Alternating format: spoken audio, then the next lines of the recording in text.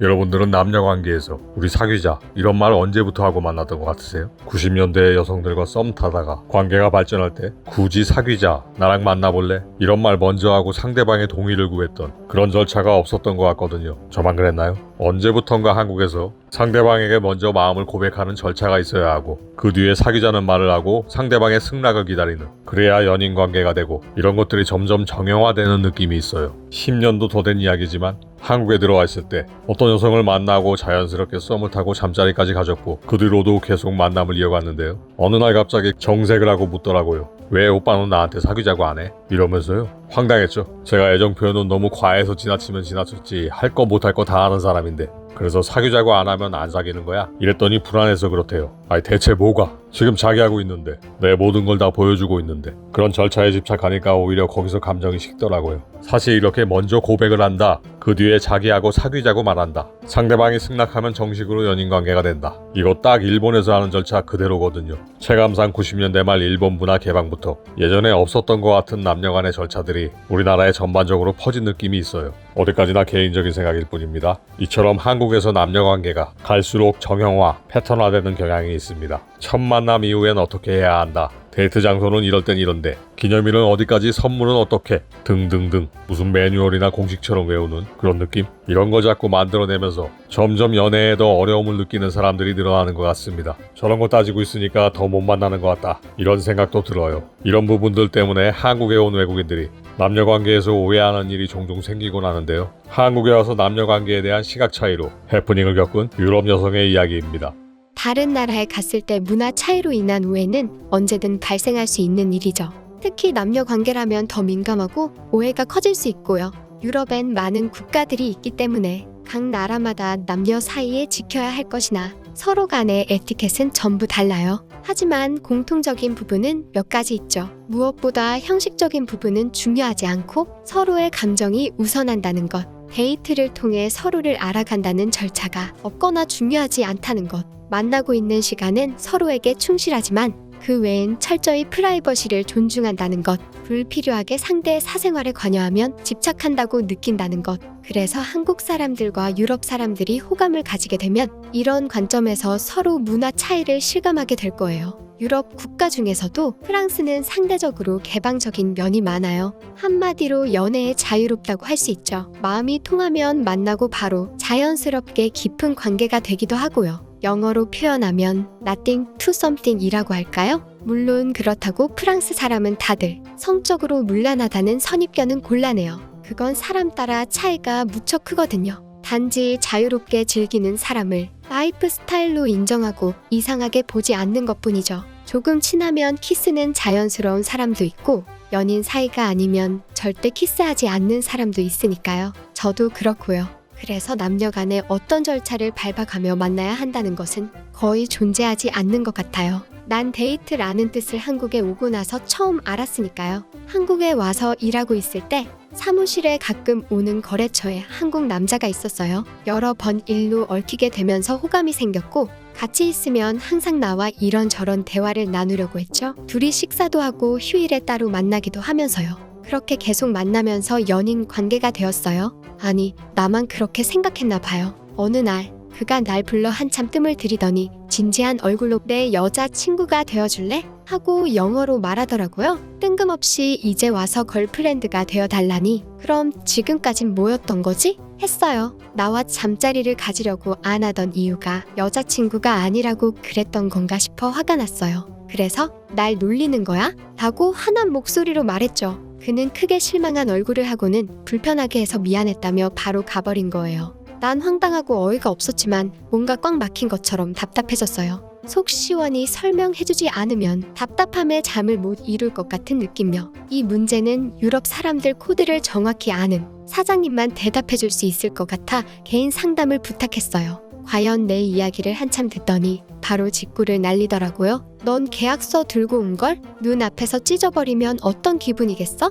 라고요. 그 남자는 용기를 냈지만 단호하게 거절당했다고 생각했을 거라고요. 사장님은 그 남자한테 그 뒤로 연락 안 했지? 지금 당장 연락해서 오해였다고 말해 하는 거예요. 난 말도 안 된다고 생각했어요. 업무 시간에 사적인 연락은 너무 생각 없는 행동이니까요. 하지만 사장님은 여기는 한국이고 지금도 늦었다지 뭐예요? 그리고 위압감 넘치는 목소리로 당장 전화해 라고 말했죠. 난 무서워서 전화할 수밖에 없었어요. 그는 놀란 목소리로 내 전화를 받았고 어제 당신을 거절한 게 아니었다고 오해라고 이야기했죠. 그는 다행이라 말하고 나중에 연락하겠다며 전화를 끊었어요. 그리고 사장님은 내게 자세하게 설명을 해줬답니다. 이해하기 어렵겠지만 한국에서는 정식으로 연인이 되어달라 요청하고 상대가 그걸 승낙해야 관계가 시작된다 생각하는 사람들이 많다는 것. 프랑스 사람들은 입만 열면 사랑 타령을 하지만 어디까지나 일과 생활과 사랑을 철저히 별개로 생각하는데 한국 사람들은 사랑에 빠지면 일이고 생활이고 뒤로 밀리고 사랑이 모든 것의 최우선인 경우가 많다는 것. 그리고 한국에서는 상대방에 대해 최대한 관심을 가져야 하고 작은 부분까지 세세하게 신경 써주는 걸 연인의 의무라 생각하는 사람이 많다는 것. 모든 것을 함께 공유하며 사생활도 서로 오픈하고 되도록 많은 것을 알고 있는 것을 연인의 특권이라 여긴다는 것. 서로 떨어져 있는 동안에도 연락하면서 끊임없이 마음을 확인하려는 습성이 있다는 것. 그래서 한국 사람들과 연애를 하게 되면 집착이 무척 심하다는 느낌을 받을 수 있다고 했어요. 그래서 충분히 이런 문화 차이에 대해 서로 많은 대화를 나누며 받아들이기 쉬운 것부터 하나씩 하라고 하셨어요. 각자 받아들이기 힘들거나 지켜줬으면 하는 것들을 세세하게 정리하라는 조언을 해주셨죠. 반드시 이것만은 지켜줬으면 하는 것이 있으면 각자 글로 적어서 교환하는 방법도 생각해보라고요. 그러면서 사장님은 아마 그 남자 점심 때 올 거니까 다시 걸프렌드 되어 달라고 하면 알았다고 대답해 하는 거예요. 마치 예언자 같았어요. 그 말대로 점심때가 되자 그가 꽃다발을 들고 사무실로 찾아온 거예요. 사장님은 그를 불러 무서운 목소리로 몇 마디 이야기를 하셨어요. 한국말이라 무슨 뜻인지는 몰랐지만요. 그리고 우리 둘을 사장실로 부르더니 10분 뒤에 올게 하고 우리만 남겨두고 나가버렸죠. 그는 내 마음을 먼저 생각 못해서 미안하다 하고 다시 걸프렌드가 되어 달라는 말을 했고요. 난 이번엔 기꺼이 그러겠다고 대답했어요. 알고 보니 사장님은 그에게 프랑스 여자 만나는데 상대방 마음부터 헤아리는 게 먼저잖아. 너 하던 대로 밀어붙이려고 하지마 하셨더라고요. 어쩌다 보니 우리의 큐피드가 되어준 거죠. 그렇게 몇 년간 우린 연인 사이로 있다가 내가 프랑스로 돌아간 뒤 잠시 헤어지기도 했지만 결국 결혼하게 되었어요. 남녀 사이의 사랑도 나라마다 방식이 너무 달라요. 그래서 서로 문화적인 차이와 선입견을 좁히려는 노력이 너무너무 중요하고요. 입으로만 사랑에 목숨 거는 프랑스 남자들과 달리 한국 남자는 정말 사랑의 모든 것을 건다는 걸 느낄 수 있었어요. 하지만 그걸 알기 위해서는 모든 것이 다르다는 것부터 시작해야 한답니다. 남녀 관계는 알아서 하라는 주의라 별로 내키지 않는 상담이었던 경험이었습니다. 얼마 전에 결혼하게 됐다고 오랜만에 연락이 왔어요. 알고 보니 그때 한국 남자라 몇 년 동안 계속 이어갔더라고요. 쉽지 않았을 건데. 이렇게 남녀 관계에 무슨 절차를 정하고 단계별 접근, 데이트 방식 이런 건 굉장히 생소한 개념이죠. 아무래도 유럽에서 남녀 관계라는 건 만나고 있는 시간에 충실하면 그걸로 충분하지 않나 그런 개념이거든요. 그래서 비슷하게 한국 사람과 사귀었던 경험이 있는 외국인들의 해외 반응 몇 가지를 찾아봤습니다. 한국 남자는 정말 뜨겁고 정열적일 때가 많아. 그리고 생각지 못한 행동으로 감동하게 될 때도 많고 하지만 그걸 알게 되는 순간까지 관계가 진전되기 쉽진 않을 거야. 왜냐하면 집착이 심하다 느낄 거고 모든 것을 캐물으려고 하는 행동에 질려버릴 수 있어. 그건 문화적 차이로 받아들일 수 있다면 매 순간 감동하게 될 거야. 난 한국 여성과 사귄 적 있어. 메신저에 답장을 바로 안 하거나 전화를 한 번 안 받으면 무슨 일 있냐고 묻는 것에 적응하기 힘들었지. 나도 그게 애정 표현이란 걸 잘 알아. 어디에서도 애교가 넘치고 사랑스럽지? 하지만 24시간 내 모든 것을 알고 싶어하고 함께 보내려고 하는 건 적응하기 힘들었어. 우린 그 문제로 정말 심각하게 싸우고 진지하게 논의도 많이 했지만 내 모든 것을 통제하려는 태도 때문에 결국 헤어졌어. 한국 사람들은 남녀 사이에 무슨 의식을 치르듯이 함께 해야 할 일을 정해놓는 경향이 있어. 커플틱, 커플 반지, 커플 칫솔, 커플 양말, 심지어 커플 속옷까지. 그리고 그걸 SNS에 공유하면서 과시하기도 하고 커플이 되면 개인의 생활은 없어지고 모든 것을 사랑과 연관짓곤 해. 그러다 헤어지면 죽을 때까지 다시 안 보는 관계가 되는 것도 신기하지. 너무 사랑에 몰입하고 진지해져서 그렇게 되는 것 같아.